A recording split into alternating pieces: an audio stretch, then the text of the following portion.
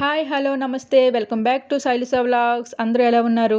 ఈరోజైతే ఇడ్లీ ప్రిపేర్ చేశానండి. ఏదో సామెత చెప్తారు కదా, ఇడ్లీ అంటే పువ్వుల్లా ఉండాలని. ట్రస్ట్ మీ, అలానే ఉన్నాయి సేమ్. ఎంత సాఫ్ట్గా అంటే అంత సాఫ్ట్గా ఉంది. కలర్ కూడా అలానే తెల్లగా బాగుందండి.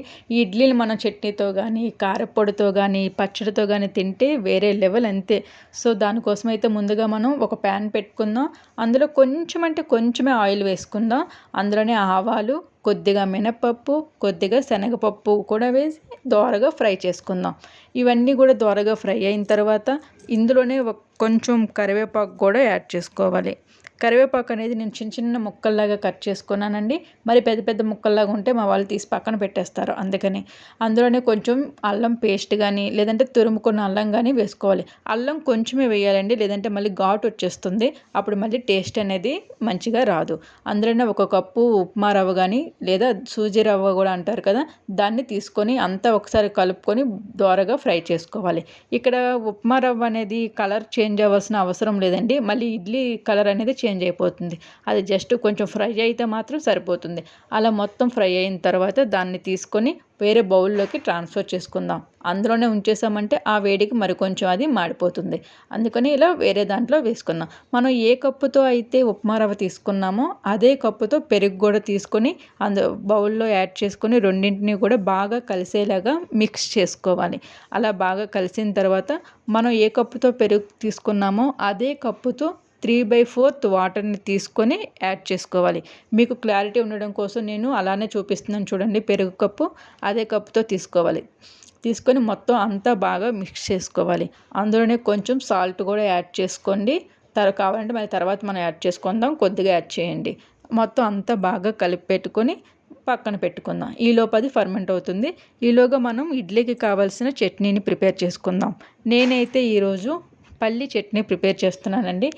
కొంచెం పల్లీలు తీసుకొని దాన్ని ఫ్రై చేస్తున్నాను. పల్లీలు ఫ్రై చేస్తున్నంతసేపు సిమ్లోనే ఉండాలండి. గ్యాస్ అనేది, ఫ్లేమ్ అనేది మనం హై ఫ్లేమ్లో వేపామంటే తొందరగా ఫ్రై అయిపోతాయి, కానీ లోపల మాత్రం అలానే ఉంటాయి. అందుకని సిమ్లోనే ఫ్రై చేసుకుంటే మొత్తం పల్లీ అంతా కూడా ఈవెన్గా ఫ్రై అవుతుంది. అలా ఫ్రై చేసుకున్న పల్లీని ఒక ప్లేట్లోకి తీసుకొని చల్లారి పెట్టుకుందాం.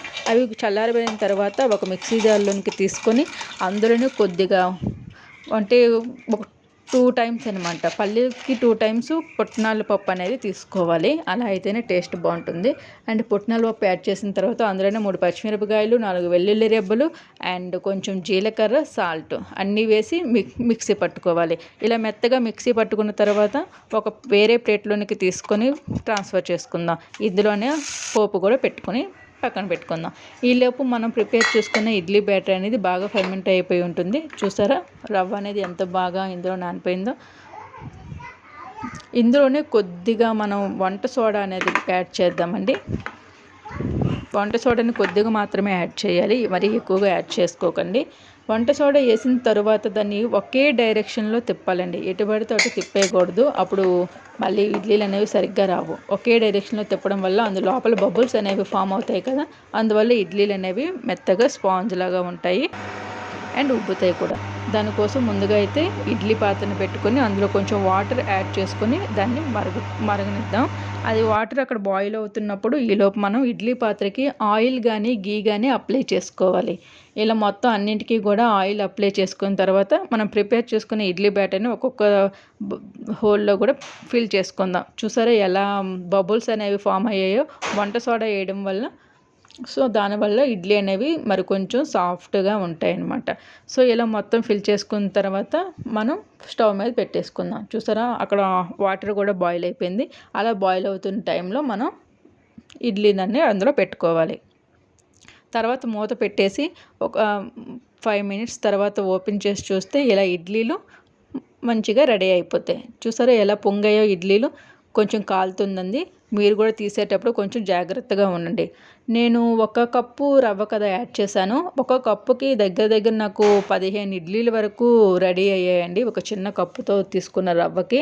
సో దానికి ఒక ఫ్యామిలీ మెంబర్ మొత్తానికి సరిపోతుంది. ఒక ఫ్యామిలీకి 4-5 ఉంటే ఫ్యామిలీలో అందరికీ సరిపోతుంది అనమాట, మార్నింగ్ టిఫిన్ లాగా. ఇలా ప్రిపేర్ చేసుకున్న ఇడ్లీని తీసి మనం ఒక ప్లేట్లోనికి పక్కన పెట్టుకుందాం. ఇడ్లీలు చాలా అంటే చాలా సాఫ్ట్గా ఉన్నాయండి. అసలు తీసేటప్పుడు ఎక్కడ ఇరిగిపోతాయనే భయంగా ఉంది నాకు, అంత సాఫ్ట్గా ఉన్నాయన్నమాట. చూడండి మీరే. వావ్! చూస్తున్నారు కదా మళ్ళీ రివర్స్లో ఎలా వస్తుందో. చాలా అంటే చాలా టేస్ట్గా ఉన్నాయి అండ్ సాఫ్ట్గా కూడా ఉన్నాయన్నమాట. మీరు కూడా ఈ రెసిపీ ట్రై చేయండి. టేస్ట్ ఎలా ఉంది అనేది కామెంట్ చేయండి. సబ్స్క్రైబ్ చేయడం మర్చిపోకండి. మన ఛానల్కి ఎవరైనా కొత్తగా వచ్చి చూస్తున్నట్లయితే సబ్స్క్రైబ్ చేసుకోండి.